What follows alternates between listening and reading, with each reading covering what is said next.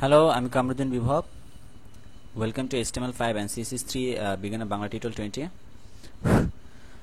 So, আমরা এই টিউটোরিয়ালে দেখব কিভাবে ফ্লোট প্রপার্টি ইউজ করতে হয়। সো ফ্লোট কি আপনারা হয়তো বুঝতে পারতেছেন না এখনো। সো নোটপ্যাডে যে আমি ফ্লোট প্রপার্টি সম্পর্কে ধারণা দিই আপনাদেরকে।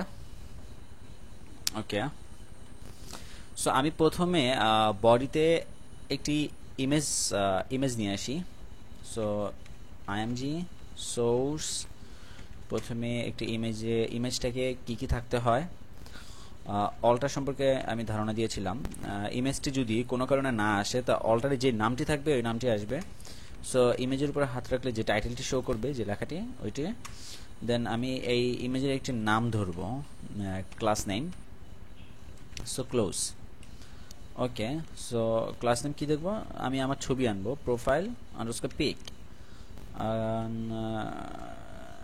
This is me.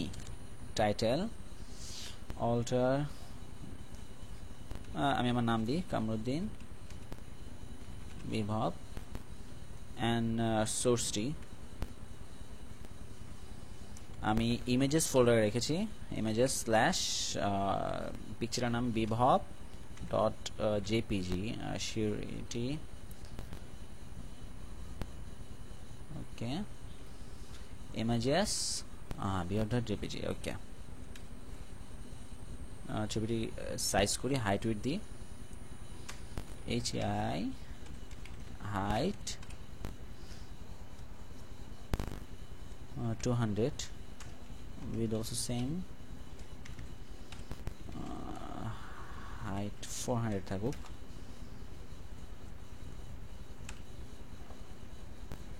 Okay, 250 width। So আমি আমার ইমেজটি আনলাম। ওকে, এখন ইমেজটি আনার কারণ কি, ফ্লোট প্রপার্টি দেখাতে হবে, অবশ্যই ফ্লোট প্রপার্টি দেখাবো আমি। তাই ইমেজটির নিচে সাপোজ আমার ব্যাপারে অনেক কিছু লেখা থাকবে, আমার নামের দেখবেন লেখা থাকে, আপনার ছবি থাকে, ছবির পাশে অ্যাবাউট মি থাকে, দেন বার্থডেট থাকে, দেন আমি কোন কলেজে কোন ইউনিভার্সিটিতে পড়ি তা থাকে। সো পাশাপাশি থাকে। এখন আপনি এই যে পাশাপাশি লেখা কিভাবে আনবেন? হ্যাঁ, অবশ্যই এটা ফ্লোটের কাজ। আপনি কিন্তু এখানে পারবেন না, এই ইমেজের এখানে দিয়ে ধাক্কা দিয়ে সবকিছু এভাবে লিখলে পাশাপাশি চলে আসবে না, ঠিক আছে? সো আমি এখন লিখি, পুরো হোল জিনিসটাকে ডিভের মধ্যে ধরি, div. Okay, then about me, I wanna be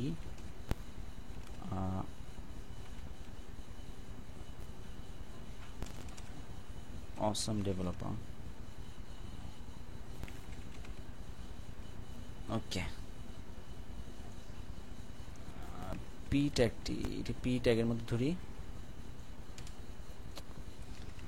okay, p দিয়ে আমি ক্লোজ করলাম, আরো বড় করি এটাকে, কন্ট্রোল ডি দিয়ে অনেক বড় করলাম। এখন এটা যদি দেখেন সরাসরি নিচে চলে আসছে, এত বিশাল করার দরকার নেই, আরো কাটি, একটু থাকুক। এখানে আপনি আপনার মতো, আমি জাস্ট সিম্পলি দেখালাম কি করব আমি এটাকে। এখন দেখেন আমি কিন্তু পাশাপাশি সবকিছু পাশাপাশি, এখন হয়তো এখানে শো করতেছে নিচে, বাট নোটপ্যাডে প্রত্যেকটা জিনিস কিন্তু এক লাইনেও আপনি করতে পারেন। সো পাশাপাশি আছে। এখন এই জিনিসটাকে আপনি এভাবে এখানে কিভাবে নেবেন, আমার ছবির ডান পাশে কিভাবে নেবেন? So float property. সো আমি দেখেন, ওকে, আমি ইমেজ ট্যাগের মধ্যে এটা ক্লাস নিয়েছিলাম, class equal to profile pic. So স্টাইলের মধ্যে যাই, আগের সিএসএসটি কেটে দিই। ওকে, ডট প্রোফাইল পিক, ও সরি। ওকে, দেন আমি ফ্লোট করব, ফ্লোট বুঝাচ্ছি আমি আপনাদেরকে, ফ্লোট লেফট।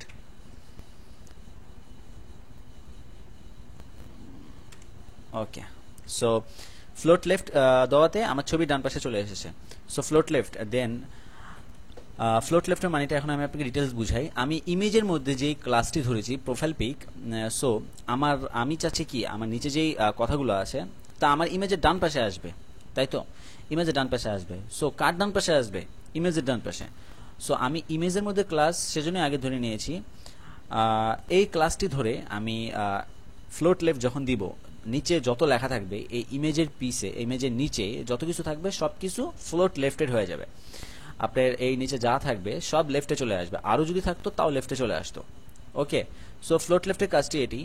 এই ফ্লোট লেফটটি খুবই ইম্পর্ট্যান্ট একটি সিএসএস। আপনার ওয়েবসাইট যখন বানাতে যাবেন, পুরো ক্লিয়ার কাজ করতে যাবেন, তখন এই float left, float clear, clear both অনেক ইম্পর্টেন্ট ভূমিকা রাখে কাজের মধ্যে। সো এখন আমি এখানে কি কি বলেছিলাম? Float left, float property. So float প্রপার্টির মধ্যে আমি আপনাকে লেফট দেখিয়েছি, রাইট। সো আপনি এটা রাইটও করতে পারেন। ওকে, আর এই জিনিসটি রাইট। দেখেন আমার ছবিটি ডান পাশে চলে গিয়েছে, আর এই ডান পাশের পাশে আমার এই কাজটি করা আছে। So float left and right আপনারা যখন নিজে নিজে করবেন তখন আরও ক্লিয়ার বুঝে যাবেন ফ্লোট লেফট আর রাইটের কাজ কি। আপনি এভাবে আপনি নিজের ছবি দিবেন, ছবির পাশে অনেক কিছু লিখতে পারেন। আইটি জিনিস দেখেন, এই লেখাগুলি ছবির সাথে পুরো মিশে গেছে, এটা কি করবেন?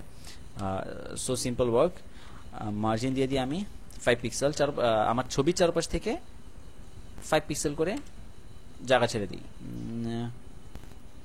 আরও ছাড়বো। সো আমি শুধু মার্জিন লেফট, আমার ছবির ডান পাশে জায়গা ছাড়বো, ধরেন 20, sorry, right, I'm always confused about that. ওকে, দেখেন ছবির ডান পাশ থেকে 20 পিক্সেল জায়গা ছেড়ে দিয়েছে। এখন দেখেন দেখতে ভালো লাগতেছে। সো আমি এখন ক্লিয়ার প্রপার্টির ব্যাপারে দেখাই আমি আপনাদেরকে। দেখেন আমার যখন এরকম পি আরও অনেক থাকবে, সাপোজ ধরেন নিচে পিটাকে আরও কাজ করা আছে, লাইক আমি এখন এই কয়টি ট্যাগকে টিপ যখন দেবো, যখন এখানে দেখেন এখান থেকে চলে এসেছে এখানে। সো এগুলো নিচে কিন্তু কেন এসেছে? বিকজ আর জায়গা নেই আপনার ছবির ডান পাশে। ছবি তো আর এত লম্বা না, যত লম্বা হবে তত ডান পাশে থাকবে। সো আমি চাচ্ছি যে এই 4টে লাইন এখানে থাকবে আর বাকিগুলো নিচে থাকবে। এটা কিভাবে করব? সো সবকিছু কিন্তু আমি আগেই বলেছিলাম যে ছবির নিচে যা থাকবে সবকিছু ফ্লোট লেফট হয়ে যাবে, মানে ছবির লেফটে চলে গেল। সো আমার এখন করতে হবে কি, এই দুটিকে ধরে ক্লিয়ার করতে হবে। সো আমি পুরো হোল সিস্টেমটাকে ধরি ডিপ দিয়ে, ডিভ, ওকে, আইডি ধরি, ক্লিয়ার করব আমি, তাই তো? ওকে, ক্লিয়ার। এখন দেখেন ID, sorry, ID clear. Okay, so clear from left. সহজ কথা, আমার এই কাজটি এটি সরাসরি আমার ফ্লোট, আমি এই জিনিসটাকে ফ্লোট লেফট করব না। সো আমি পুরো হোল সিস্টেমটাকে যে নাম দিয়ে ধরেছি আইডি ইকুয়াল টু ক্লিয়ার, এই ক্লিয়ার নামটি ধরে clear from left, clear attribute ধরলাম সিএসএস এর, দেন লেফট থেকে ক্লিয়ার করলাম। দেখেন এখন দেখেছেন লেফট থেকে ক্লিয়ার হয়ে গেছে। সো এখন শুধু আমার এই ছবির পাশে এই একটুকি কাজ হবে, আর এবার এখান থেকে নিচে যত কিছু হবে সবকিছু ক্লিয়ার লেফট হয়ে গেল। সো এই টিউটোরিয়াল একটু পর্যন্ত। ফ্লোট প্রপার্টি সম্পর্কে আপনারা শুধু দেখলে হবে না, এখন বসে অনেক রকমের প্র্যাকটিস করেন। এতদিন পর্যন্ত যে টিউটোরিয়াল আপনারা, আমি জানি না সব টিউটোরিয়াল দেখে একটু পর্যন্ত এসেছেন কিনা, বা সব টিউটোরিয়াল দেখে যদি একটু পর্যন্ত আসেন, সবচেয়ে বড় কথা টিউটোরিয়াল দেখলেই হবে না। আমি সাজেস্ট করি যে আপনারা নিজের ক্রিয়েটিভিটি লাগান। প্রত্যেকটা জিনিসকে, আমি যত কিছু আপনাদেরকে এই পর্যন্ত দেখেছি, প্রত্যেকটা জিনিসকে নিয়ে একটি নতুন কিছু বানানোর চেষ্টা করেন। জানি কোনো মানে আপনি চিন্তা করতে পারেন বানাই কি লাভ, যে কি হবে, না, আপনাদের নিজের চোখের শান্তির জন্য নতুন নতুন কিছু কিছু জিনিস বানান, দেখবেন ভালো লাগবে। অনেক কিছু বানাতে গেলে অনেক এক্সপিরিয়েন্স হবে, অনেক ভুল আসলে আপনারা বুঝতে পারবেন যে কি হচ্ছে না হচ্ছে। সো আজকে এটুকু পর্যন্তই। Thank you for watching.